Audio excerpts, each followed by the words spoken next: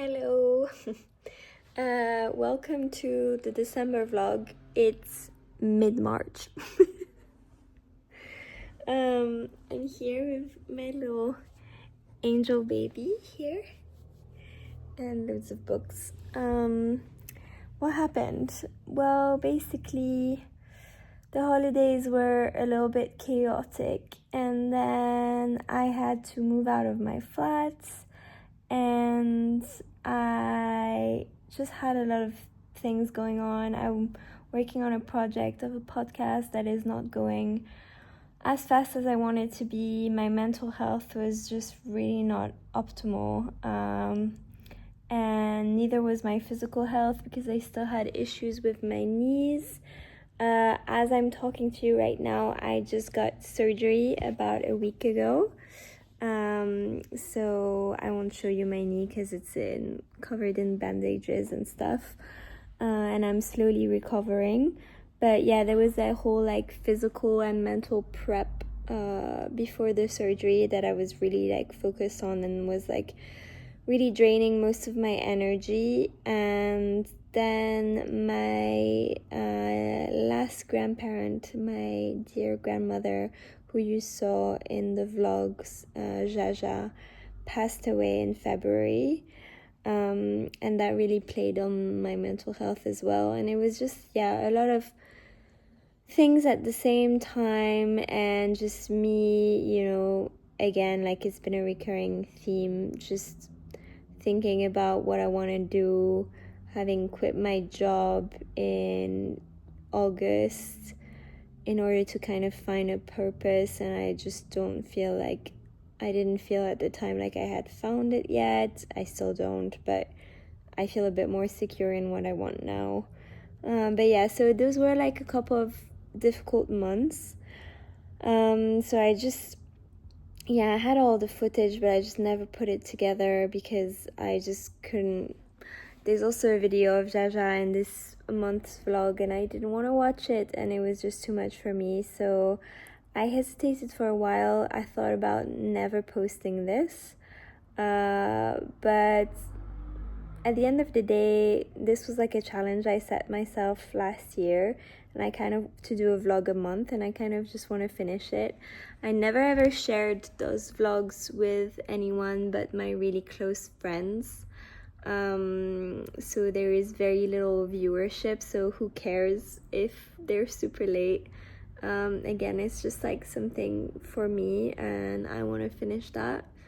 So yeah, that's why you're getting a December vlog mid-March. And yeah, this will be my last vlog. It was a really good month actually, December. I had quite a lot of fun, which you will see in the vlog. And overall, that experience, I'm really glad I went through with it, because it just taught me that you can do things for no reason and for fun.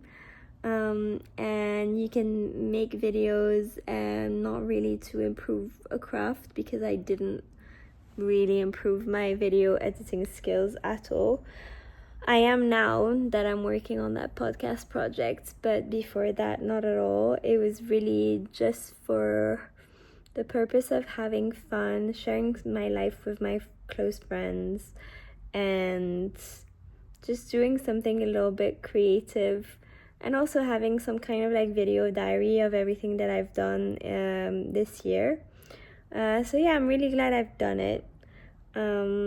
And yeah, it's really late to wish you a good 2026, but I do hope that the next trimester will bring me and you but better times, and yeah, a fruitful, actually no, not fruitful, I don't like that word because it doesn't need to have a purpose, but I just hope the rest of 2026 is going to be more joyful, more peaceful, and just, I hope my family is gonna be okay, and it's gonna bring me some answers about my purpose in life, and more creative as well. loads of things in the works, and yeah, thanks for coming along on the journey. And I hope you enjoy this video, and see you soon. Maybe I'll post something else on this channel one day, maybe not. Started the month by going to the Barbican Library. It's become my favorite place to go and work. The only thing is that it's really cold inside, and apparently you have to be aware of thieves, but I really like the place otherwise. And then in the evening we saw Is This Thing On? By Will Arnett with my friend. This was actually a premiere, so Will Arnett and Laura Dern were there, which was really great because I love Laura Dern. Terrible lightning, yeah. But I feel really creatively stimulated. I started the month off yesterday by going to a poetry workshop, and then, which was really fun, and in a really cool venue in King's Cross called Jamboree, I think, which I didn't know about. And then today I worked, and I sent a few things. And then today in the evening I went to a film kind of premiere. It wasn't the premiere, but the film comes out in January. So, and the main actors were there. I'm sure you would have seen the footage by now. And it was really good, actually, which was surprising because it's directed by Bradley Cooper, and I actually do not like his movies usually, or really like his whole persona. Obviously I don't know him, but I don't know, there's something icky about him for me for some reason. But the movie was good, really good actually, and I just love Laura Dern. She's such a good actress. So yeah, it's a nice start of the month. And tomorrow I'm going to an opera workshop / class for an hour. I don't think I'm going to be able to film that because there'll be other people with me, but it's in the library. I think it's called the Shoe Lane Library, something like that. It's free, and it's part of like their mental health program, and I'm really excited about it. So yeah, it's like 3 like days that are really stimulating creatively, which is what this whole break period is supposed to be about for me, so I'm really glad.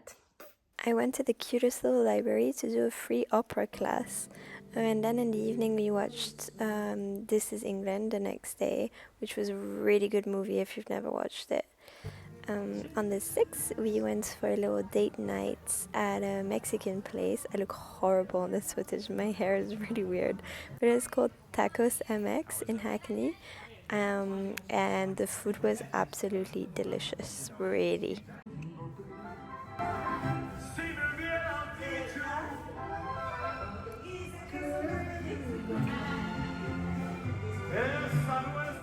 We then went to watch Wicked and we're practically alone in the cinema.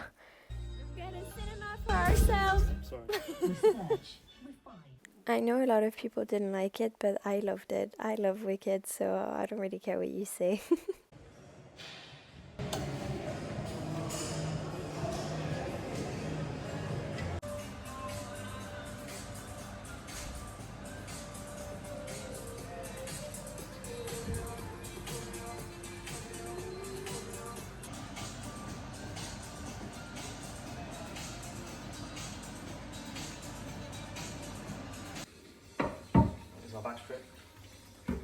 Yeah. I thought I would do a little check-in on what I have read this month so far and what I'm currently reading. So I started the month with A Helping Hand by Celia Dale, which is a suburban horror novel written in the 60s. Celia Dale is a British author, like one of the quite big British authors of like horror, or yeah, in the 60s. And at the beginning I wasn't sure, and then I got caught in the story and I actually loved it.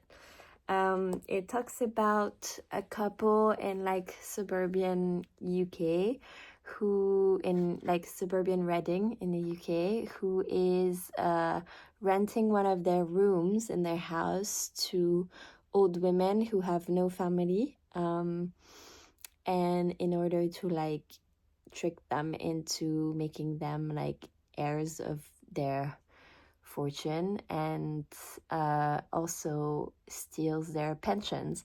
I thought it was quite fun because it taught me a lot about 60s Britain and like, you know, going to get your pension at the post office and a lot of little things like that. And there's also in the midst of it like an Italian immigrant that comes to their house, and it just, again, like I think I've talked about it here, but it's just, it reminded me of how Italians in like the 50s, the 40s, the 50s, the 60s were treated like shit in France and the UK, probably other parts of Europe. The way we treat immigrants from outside of Europe now.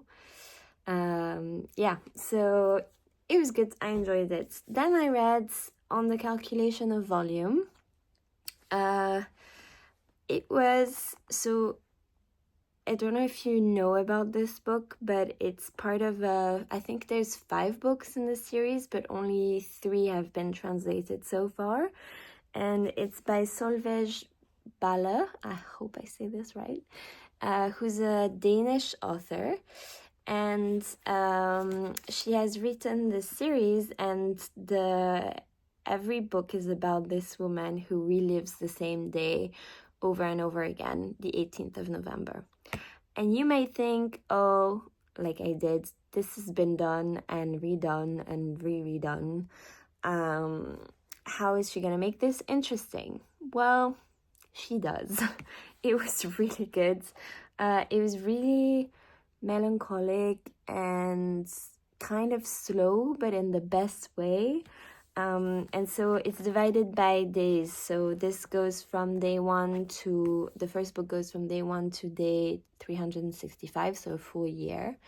And I really loved it. I read it really fast because you want to know what happens, but at the same time, like the way she thinks, so she goes through like ebbs and flows of like kind of accepting what's happening to her. At the same time, she lives in the same house of her husband, so at the beginning, or partner, at the beginning she tries to convince him every single day about like what is happening, like try to remind him every single day and tell him the story, and then she ends up giving up, and then she becomes a guest in her own house where she hides in the guest room. And so it's very well written, and well translated, I'm sure, and it makes you just think about the meaning of life, and it just makes you like, it forces you to slow down and think about time.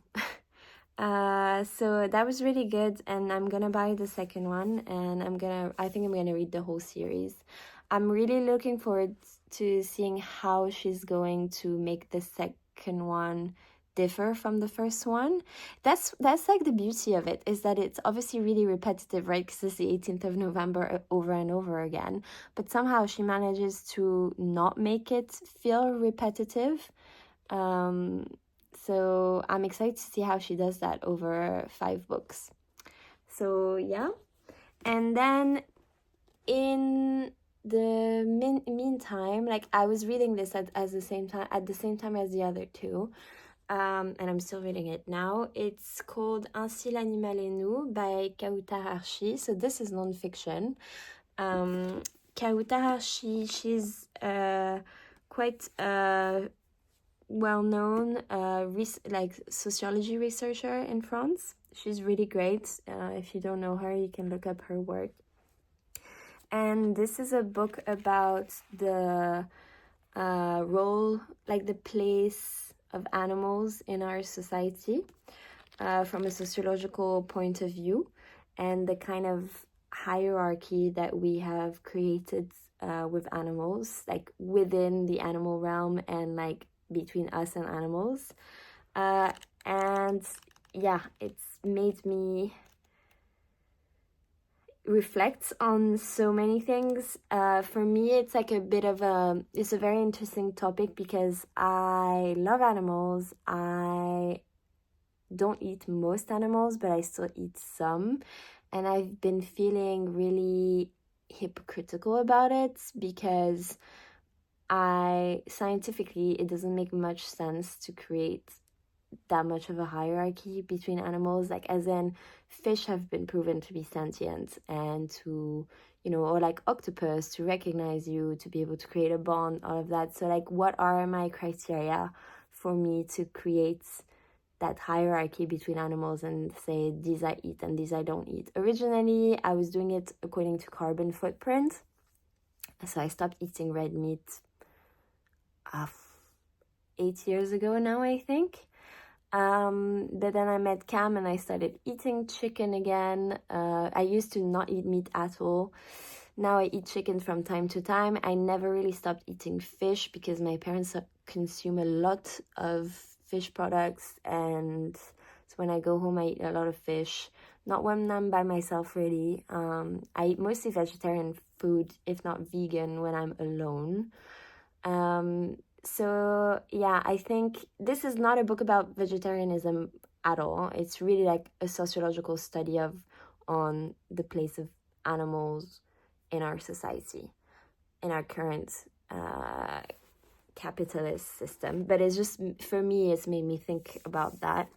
But the main theme of the book is really like the way we treat animal. What does it say about ourselves and the way our society works and is arranged? And how she makes parallel between the way we treat animals and the way we treat other like minorities in our society, might it be like women, working class, whatever. And so it's just really interesting. It's really good. So highly recommend it if you read French and you like sociology. My friend Sarah came over for a couple of days and we both love musicals, so we went to see Cabaret during a matinee performance.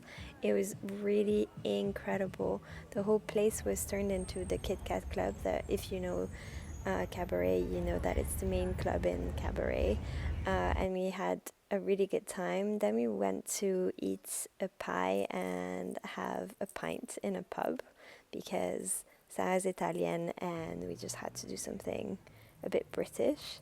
And we went to see the Illuminations, and then we went to a really, really great gig at the Troubadour.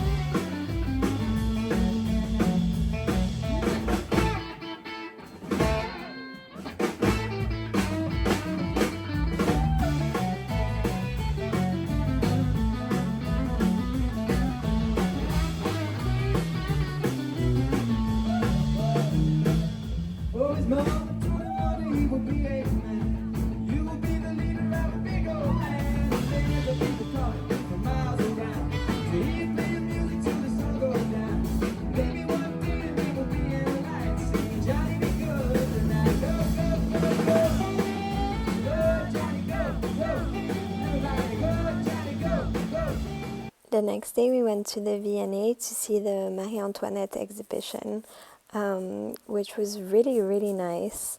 There were loads of her stuff, but also like it was all put in a historical perspective, and everything was beautifully curated.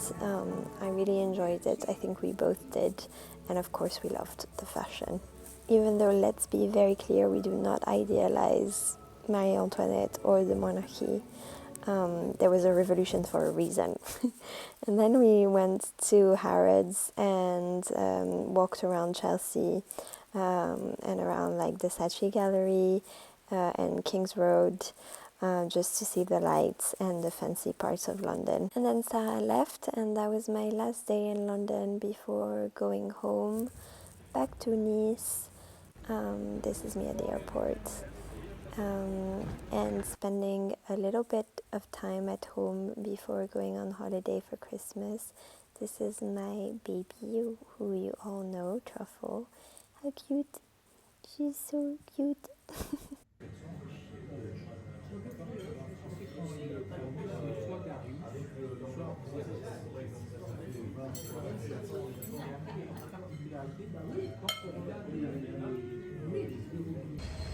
The Croisette. Welcome to the Croisette. Anne, what do you have to say about your new movie?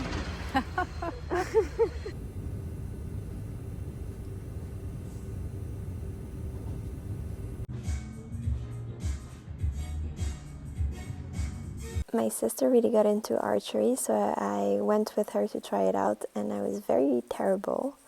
And this is very painful footage to watch for me, because it's the last video that I took of my grandmother. So yeah, the only thing I have to say is please cherish your loved ones and spend as much time as possible with them. Hey, I've been home for a couple of days now. My hair is super frizzy because it's just been raining non-stop.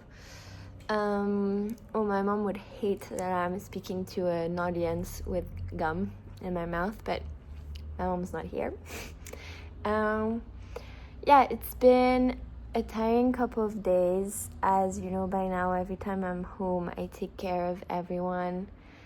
I cook, but mostly I take them to all of their doctor's appointments. Because my parents are a bit older, especially my dad, and he's been like chronically ill, and since I was a child. So it's always a little bit intense, and my mental health always kind of goes when I'm here. But it's also good to be. I'm also happy in a way to be with my family, so it's a bit of a weird combination. But yeah, I want to talk about books. So I finished this. It's The Lamp by Lucy Rose, who I actually follow on Substack, and I find her very cute on Substack, and that's why I bought her book. So Substack marketing works, even though it's not really marketing. She's not like, buy my book, but I'm just like, she seems really sweet, and I want to read her first novel. I enjoyed it. I'm in a bit of my like horror era, because I think it's like the third horror book I read in like 2 months, which it's not usually something I do. It's like a coming of age tale. It tells the tale of a little girl who lives in a kind of homestead, in a cottage in the woods in the Cumbrian area in the UK with her mother, and it's about cannibalism. So like most horror cannibalism stories, it's got a lot of symbolism, which I really enjoyed. So yeah, I had a good time. Now I'm reading this, and I'm almost done with it. It's called Les Gréveuses by Romuald Gadegbeku. He's a journalist, and I always like books written by journalists. And this is well written. I think it's inspired by a story that's been written about a lot in France, which is the kind of riots and strikes of the cleaning ladies in hotels that were really poorly paid and poorly treated by the agencies that were hiring them. And it was a really big story in France. I think it was like 2012, 2014. There's been several, and this is inspired by this, and there's been loads of movies and articles and documentaries written about that, which I think is why this didn't like fully grasp me, because like it's kind of a story I've heard many times, even though it's an incredible story and it's very worth reading about. But it was well written. It's his first novel, and it's a really good first novel. It's just that I don't know much about the story of this journalist. So for all I know, maybe someone in his family or his mom, because he talks from the point of view of the kids quite often as well, was maybe, involved in those strikes. But if not, I always find it a bit weird when it's a man telling the story of... It's a story that is very kind of... they were all women, and though they were all mostly immigrant women of color, mostly black women, I kind of feel like maybe it wasn't really his story to tell.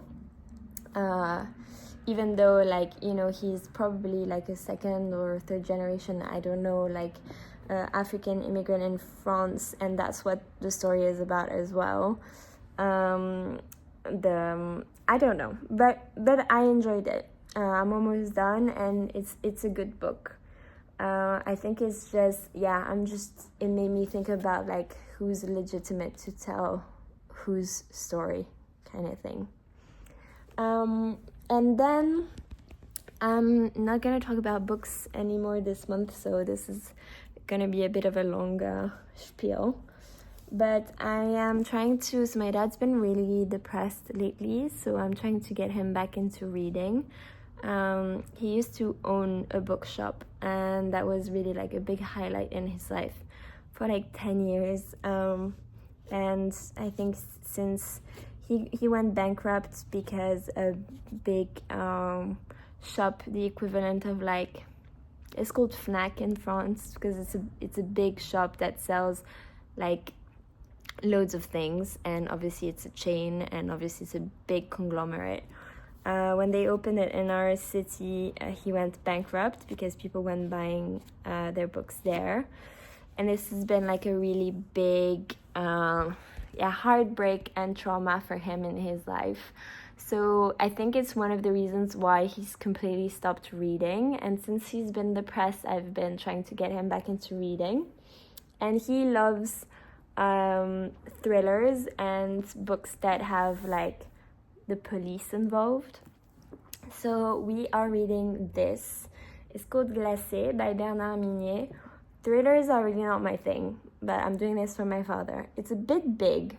I didn't look at because I gave the idea, and I didn't check how big it was, but apparently it's really, really good. It got recommended to me by many people as one of the best thrillers of the past decades. It's been translated in a lot of languages. So this is the next thing I'm going to read, but because I can't just read this, because I know it's not really good. It might be really good, but it's just not really my style.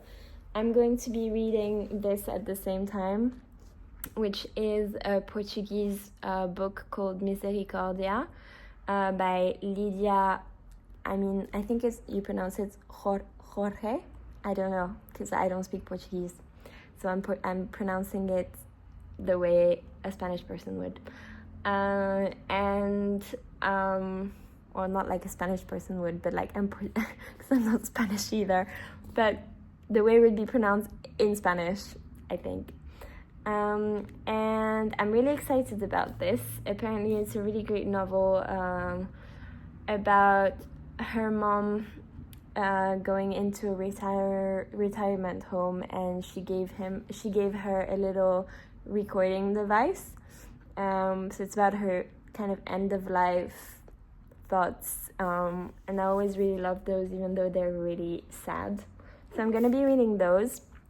And then I realized I've talked about all of my reads throughout the year, but mostly my fiction reads and the books that I read in one go.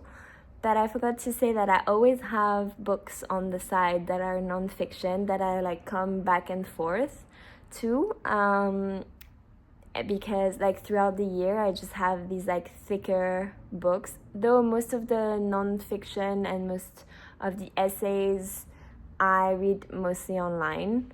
on Substack or just on newspapers, opinion pieces. I read them every day, but I also have those books that I come back to throughout the year and I haven't really spoken about. And they're mostly in London now, but I have received and started this thick girl. It's called Théories, Féministes, and it's a collection of essays by the philosopher and political science professor Camille Froidevaux-Metterie. God, today with names, who is very well known in France and very well known by feminist theorists or anyone who cares about feminist literature. And yeah, it's a collection of a lot of different essays from feminists around the world, and I am very excited about it. About loads of different topics. I'm sure there are some that like I've seen and read before because I studied gender and policy at uni. I mean, it wasn't my major, but I took the courses outside of my degree.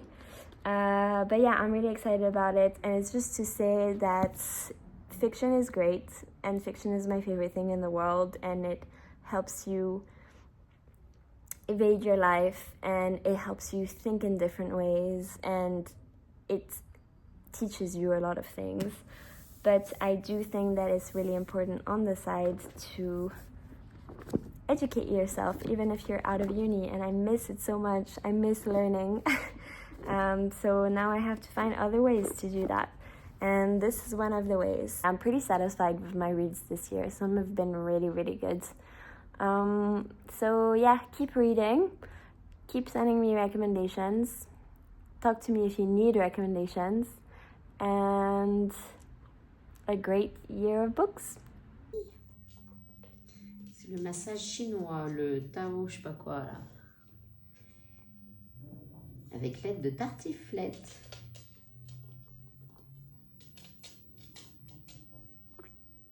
I went to see Cats with my mom, the musical, in the Salle Garnier in Monaco in the casino. And I knew nothing about the musical. I knew it was very famous and like a classic, but I had never watched it. This was the London production, and the whole cast was incredible. We had a really great time. And then we flew for a week to Egypt, to El Gouna, for Christmas.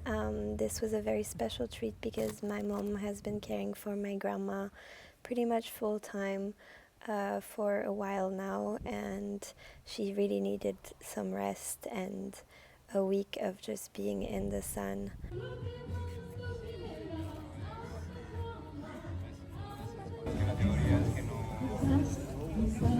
We stayed in a resort that had a golf course. It was my first time ever in a resort like this, so it was quite the experience with the activities and stuff like that. But I really think it was just what we needed for that precise holiday. Just a place where you could be at the beach. It was 24 degrees the whole time. You could just rest, as you can see, try some different restaurants, and just fully disconnect.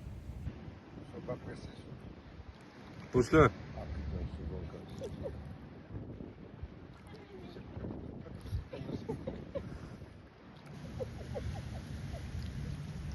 C'est la tour de Pise.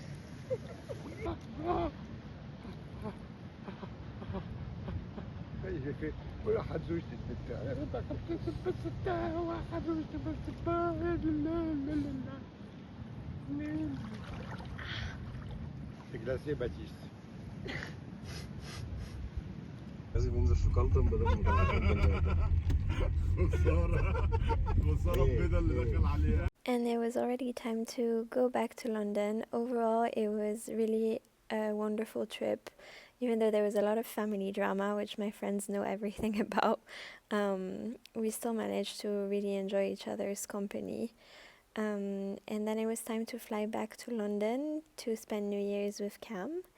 I spent the last day of the year going to the Tate Modern with my friend Eloise to go and see the Nigerian Modernism exhibition, which was really, really great. I mean, if you know me, you know I love all things Nigeria. I think it's a country with so much incredible culture and artists. So I think it's on for quite a while at the Tate, so if you have the opportunity to go see, I highly recommend. My favorite paintings were the ones by Uzo e Gonu, which you can see here. I just thought they were really incredible.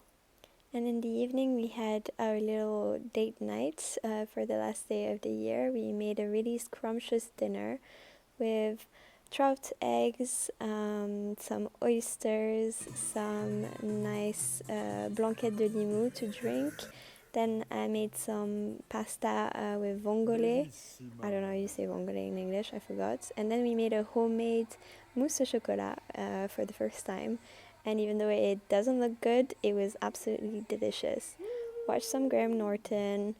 Really just a relaxed evening, just the two of us, and we had the best time.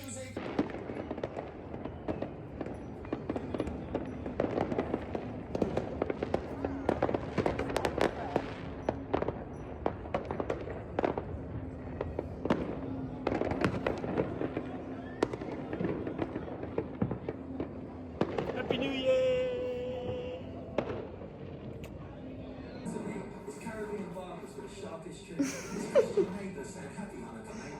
We had a really beautiful pink sky for the first day of the year. Thank you again so much for watching. Bisous!